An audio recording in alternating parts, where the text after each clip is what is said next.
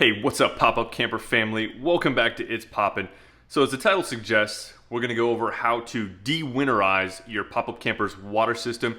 And not only that, I'm gonna show you how to sanitize your water system. I think you're gonna find that this is really simple to do, and you're gonna wonder why you're watching this video. Well, it's because you're cool, first of all, but let's you'll see it's really easy, so let's get into it. So first things first, I've got to get the pop-up out of the garage in an area where of course we can drain out some water and where we're accessible to some water. So let me get that pulled out and we'll get going.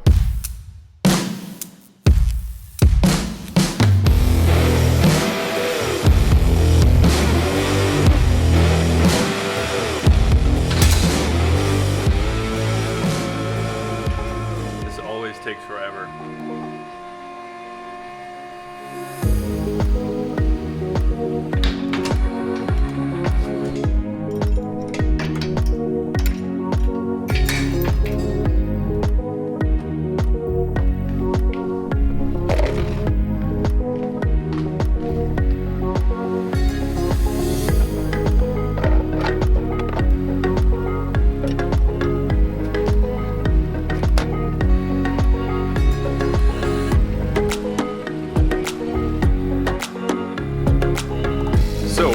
That of course was to just get the camper level, which is a crucial part of this. Make sure your camper is level front to back, left to right.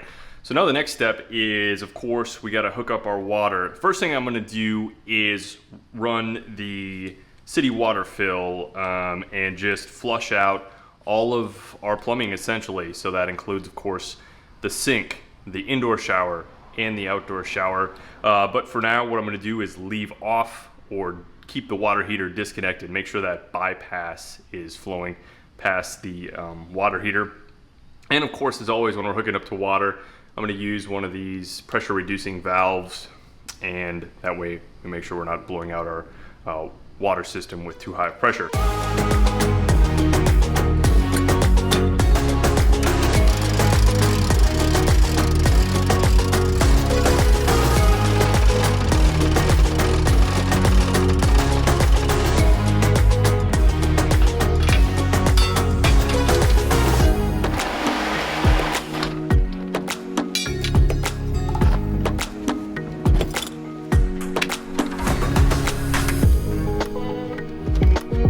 Definitely going to make sure all of our faucets are turned off. That way I don't have any unexpected surprises when we hook up our city water.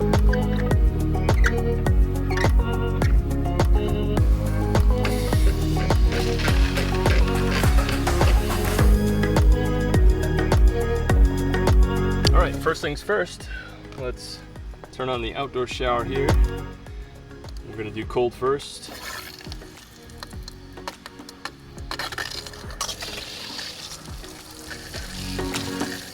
Not exactly pink, it looks like a little foamy, so there might be a little bit of RV antifreeze in there. All right, next up, I'm gonna turn off the cold here and turn on the hot.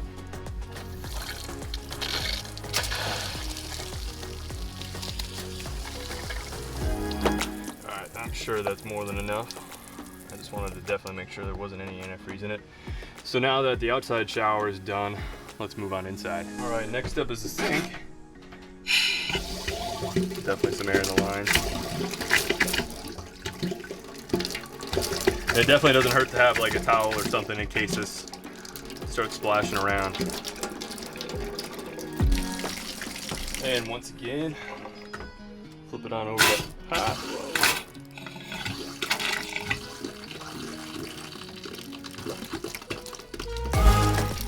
All right, let's move on to the shower. Let's make sure I point this in a safe direction.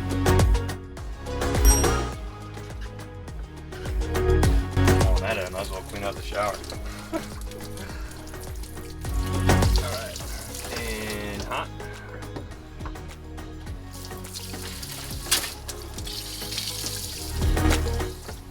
So I forgot to mention that, of course, what you see coming out of the drains when you're hooked up to city water depends on how you winterize your pop-up camper.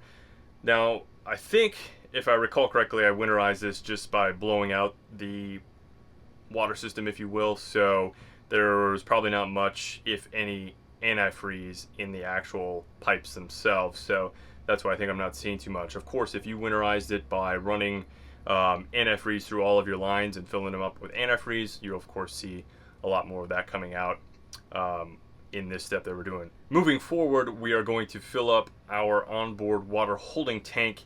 I think ours, off the top of my head, is right around 20 gallons. So we're going to fill it up with 20 gallons. Once again, make sure our faucets are all off. Turn on our water pump and then flush any antifreeze out that way. I definitely know there's some antifreeze in our water pump.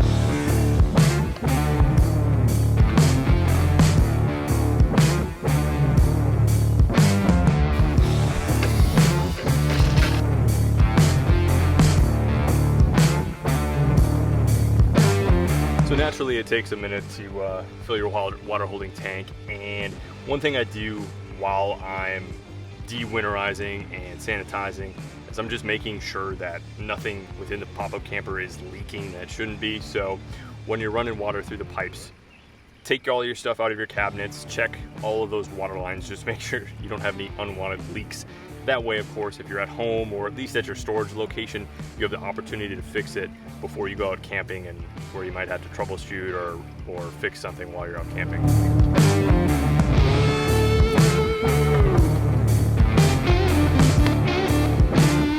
Water pump on. So our water pump is located under our oven, and they all look super similar. So if you have anything that looks like that, that's your water pump. And hopefully this pressurizes and we maintain water pressure with our water holding tank, so that we can of course use all of our faucets. So I just learned something new myself. After I turned on the water pump, it was taking a while for that system to pressurize, and what I did is I just turned on the faucet briefly. I think there was a little bit of air in there, so if your water pump is just continuously running and not pressurizing, try letting a little bit of air out and closing it back up, and then it should stop like mine did. So now that we know we have water pressure, once again, I'm just gonna run through everything: our sink, our indoor shower, and of course our outdoor shower. Make sure we flush out all of the antifreeze, and then once that's done, we're going to open up the bypass on the water heater and flush some water through that. I just don't want any of the RV antifreeze going through that just yet.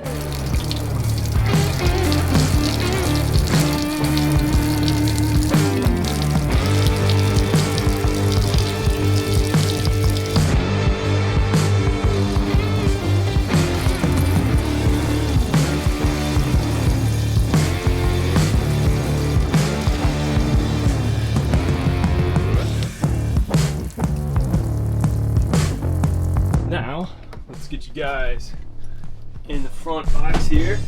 Oh my gosh. Look down. See that all right? Maybe knock this down a little bit. Boom. How's that? Okay, so now we're gonna jump into the water heater here and open up. Well, actually I should close the bypass valve first, so it's perpendicular to the lines, and then open up, if I can. I'll try this one first.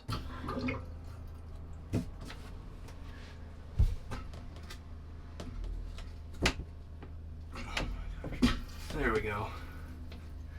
Our lines running into the water heater and out. Not sure which way it goes, but one way or the other, you have hot water, cold water going in, hot water coming out. So now that the water heater is essentially opened up, of course, our water pump is now pumping about 6 gallons into that water heater, and that's why, of course, you hear that running. All right, guys, so next up is actually sanitizing your water system. So this is where you're gonna need some regular household bleach in addition to some sort of mixing container. Now, there's a little bit of math involved, and all the manuals I've read always recommend putting in 1/4 cup of bleach into 1 gallon of water. So you have a 1/4 cup bleach to 1 gallon of water, and that creates a solution that's meant to sanitize a water system of 15 gallons. Now, we have a water system that's 23 gallons. 6 for the water heater, and I'm gonna guess 17 for the water holding tank, for a total of 23. So of course that's a little bit more than that 15 gallon. So because we have a 23 gallon water system, I'm gonna make the math a little bit simpler on myself, and because of course 15 minus 23 is 8, we'll say we need to add on an additional 50%. So I'm gonna use 3/8 cup of bleach to 1 gallon of water for our water system.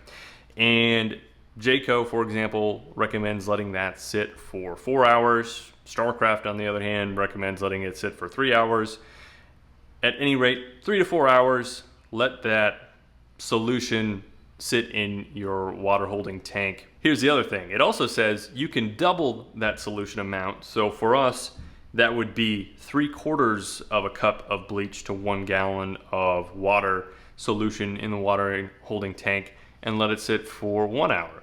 And because ain't nobody got time for that, I'm gonna do it for 1 hour. So 3/4 a cup, 1 gallon of water in our 23 gallon holding tank.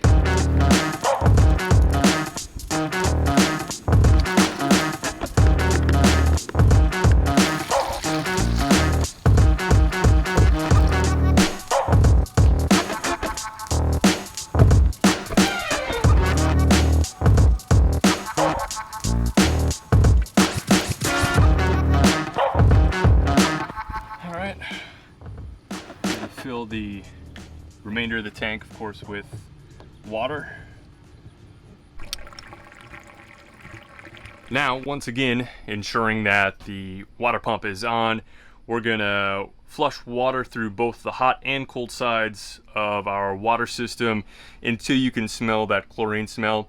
Shut them off, let the system sit, let it sanitize. We're doing it for an hour, but depending on how much chlorine solution you put in, could be up to 3 or 4. So let's do that.